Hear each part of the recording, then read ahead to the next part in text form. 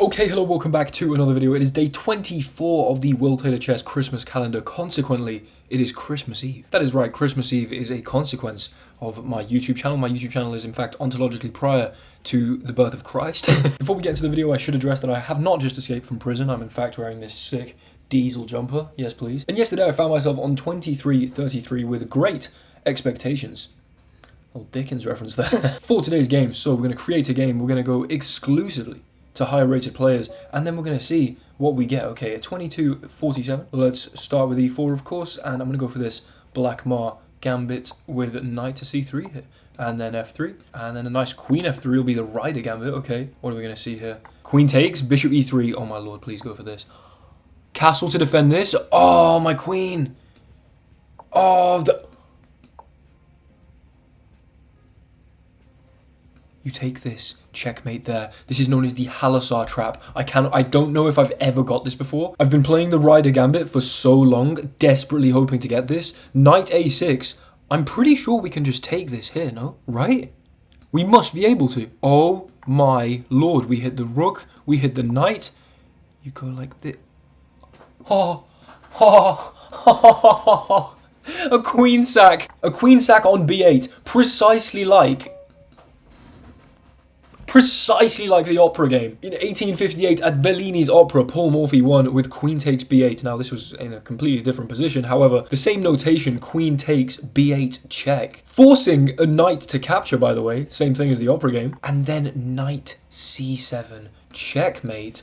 Oh my lord. Now this says two mistakes here in the analysis. Of course, the first being the book move that is playing this gambit. The second being the second book move that is playing the rider gambit variation of this gambit. And after queen takes, bishop e3, queen b4, queenside castles, bishop here is a terrible blunder because of course, knight to b5. And should you take the queen, we can of course go checkmate here. So you can't take the queen. Instead, you need to stop the mate threat. Knight a6 is the best way to do this. But then the best move, I believe, queen takes b7. Rook here, allowing for a gorgeous mate in 2. Oh my lord. And if the rook doesn't go here, your best move is to go across with the queen, which I guess makes sense. You're going to hit this. But I can simply remove the knight because even though you're taking this with check, king b1, and there's just still this massive problem. The only move that even gets close to surviving is queen c5. Going back to b7 is appropriate, and we just go in here, hit this. And if the rook comes here, then apparently everything collapses after this. I mean, what a game. Oh, also, we might have bishop b5 ideas there. Okay, let's go into the second game. I cannot believe we got such a perfect,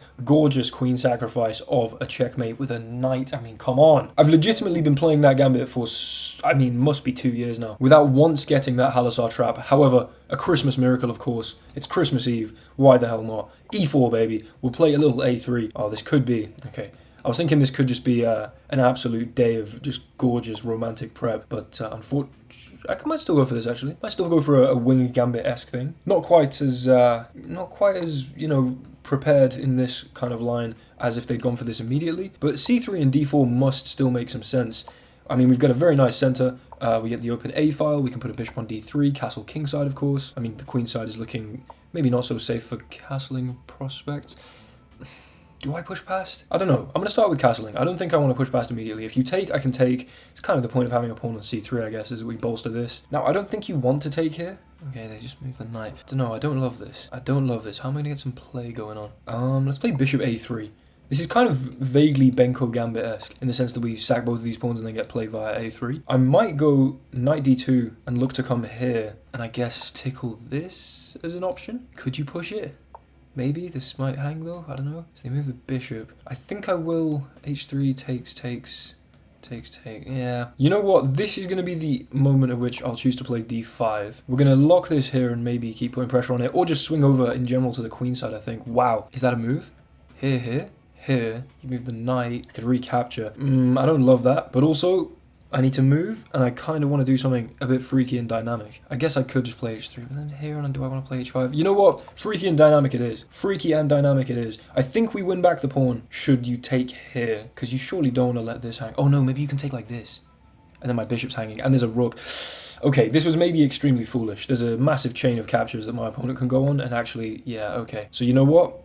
Why not? It's an open g file. I was kind of incentivized to do this purely on the basis of the open g file anyway, and then just king h1 and rook g1. I wanted some activity against my opponent's king, and this kind of seems to be the only way really to go about that. Let's put the bishop back over here, maybe on e3, but also just hold this. And now I'm thinking actually knight e3, because f5 looks like the most gorgeous square for my knight. Maybe conceivable. You are, of course, attacking my bishop. I don't really care about losing that bishop, honestly. I do care about getting mated somehow here, though. And this knight is, you know, the analogous knight of mine being on f5, theirs being on f4. However, oh no. I do have a light square, rather dark square bishop to remove this. They don't have a light square bishop to remove that. They do have g6, though. I'm talking too much. I'm talking way too much. Little Strokes reference there. You talk way too much. Here. Take this. Play rook g1. Yes, please. Yes, please. That knight is gorgeous. The open g file is potentially going to be useful as long as I can successfully kind of mobilize. I'll play rook g1 just for now. Create the pin. I'm thinking maybe we want to do this, but again, you're the one with the dark square bishop, so it's probably not the most fantastic idea. Let's just lift this up. That might be extremely foolish. I don't know. Okay. Well, I guess I'm coming back here. I could go over here. Then where am I going? Actually, I can come back here and put pressure on this. I'm going to play rook g1. As long as there's no real way to... actually, my rook may be getting trapped at some point. Alright, I'm down like a full minute on the clock, which is a little less than ideal. So let's just try and go, you know, somewhat Super Saiyan here. Pure Ultra Instinct. And, yep, okay. You're going to hit me with some nasty stuff. Fair enough. How are you holding that? You're playing g5 first. Okay, sweet. I'm getting my rook trapped. Here, play h5. I go here. Or h6. Seems insane, actually. Here, rook h1. And then king g1. This is ridiculous. I can pre-move this pretty much. Yeah, takes, you bounce back over. My rook has no moves, and my knight has basically no moves, although this is... Oh, yes, please. And now I can bounce into e3 and then f5. Hold on. Hold on. Hold on. Have that rook, dude. No one cares. No one cares about that rook. Knight e3, knight f5. Simplify the position for me, baby. Simplify the position for me, baby. Give me that queen. Give me that queen. Give me that queen. You're going to take on c3. I don't know where I'm going to go. Guess just over here and then infiltrate by taking on here. Probably shouldn't have allowed a check. Step back, holding these. I just turned into a microwave there for some reason.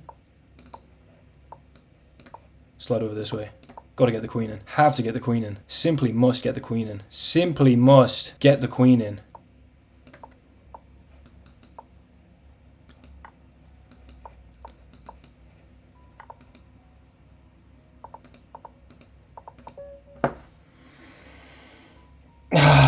Okay, so unfortunate not to make the most of the opportunity. Of course, this lovely little reroute. Hold on, whoa, whoa, whoa, hold on. I had less than 20 seconds in this position.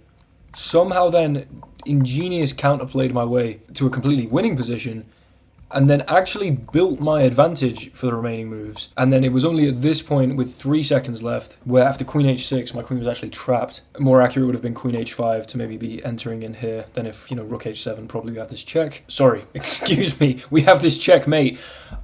That could have easily happened as well. If I'd gone here, I imagine my opponent still would have played rook to h7. They only had 8 seconds. So queen h5 instead of queen h6. I should have been a little more interested in getting on these light squares. And then obviously I, you know, lost my queen and shamelessly tried to flag them. It's saying I had 0 seconds left. I mean, they only had 2.5. From being down a full minute in a losing position, that was a damn good try. Okay, we're going to go for the final game of the Christmas Eve episode. And it's against the 23-26. Right. Can I get the win here? d5.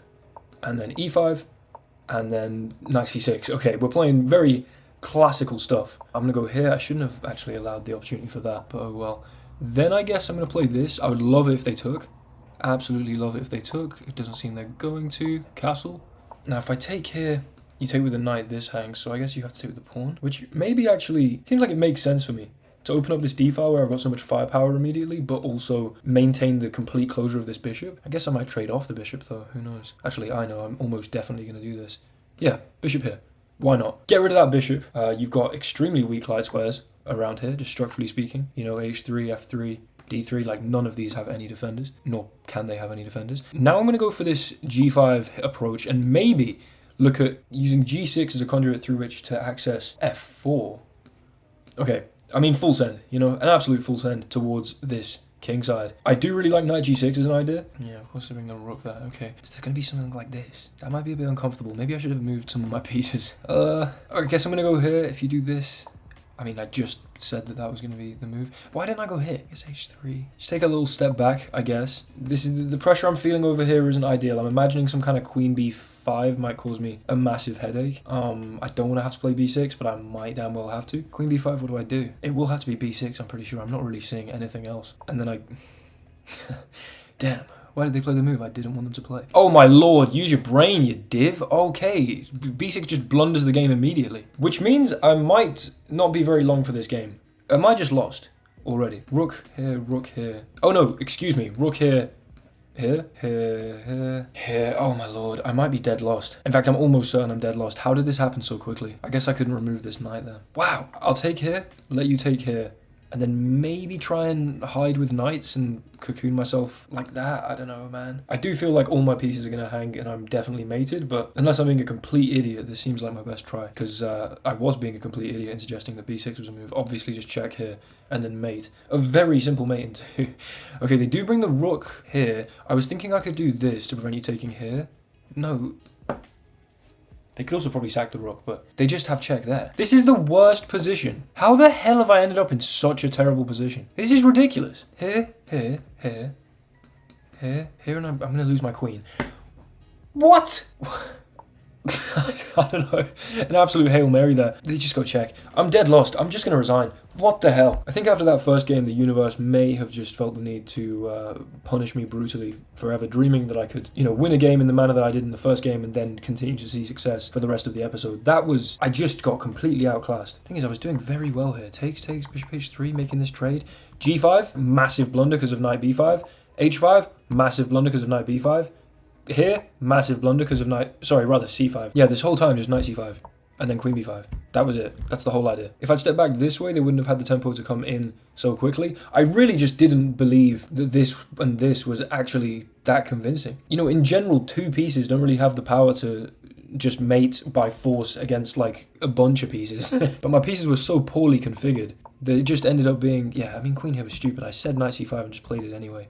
I went for this trade, and then I'm just going to resign in this position, obviously. I have nothing to do. You can just take here, and it's like, well, I'm not threatening anything for at least another 4 moves. And even then, your knight's going to hold. All while I'm getting mated and losing a knight. This is ridiculous. Okay, I guess that's a lesson learned about the idea of knight d2, knight b3, and having that, access c5 probably is a very dangerous thing to allow indeed, especially with the queen on d7, as my queen often will be, having created this battery towards a fianchetto over here. At the very least, and this is what I probably should have done, knight g6, I'm thinking about these vague ideas of maybe going here and, opening some stuff up, who knows, but also, on knight c5, I can take it, and even if you prepare knight c5, I don't know, like queen here, I don't know what the evaluation would be, I imagine I just play a6, or like h5, then if you play knight c5, again, I can just chop that off straight away, then continue with my attack. But unfortunately, I kind of got in my own way there and just the knight and queen toasted me. Damn! Thank you guys so much for watching the Christmas Eve episode, the 24th installment of the Will Taylor Chess Christmas calendar. A very unfortunate way to end, but the first game I think could maybe make up for 1,000 losses. But I'll be back tomorrow, 25th. For Christmas Day. Gaudete, Christus es natus. Thanks so much for watching. Like, comment, and subscribe, and I'll see you tomorrow for some merriment, some general merriment, and hopefully some general elo gaining. Goodbye.